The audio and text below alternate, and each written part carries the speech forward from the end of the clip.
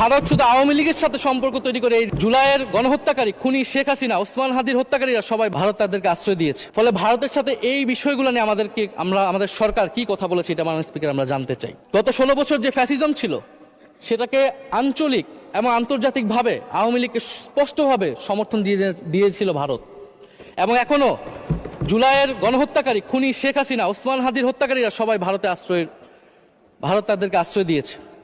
ফলে ভারতের সাথে এই বিষয়গুলো নিয়ে আমাদের সরকার কি কথা বলেছে এটা মাননীয় স্পিকার আমরা জানতে চাই।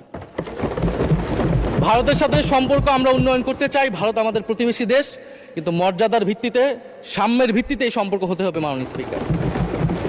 ভারত শুধু আওয়ামী লীগের সাথে সম্পর্ক তৈরি করে এই দেশকে নিয়ন্ত্রণ করার চেষ্টা করছে, সেই দিনকে সে কবর রচনা করতে হবে মাননীয় স্পিকার।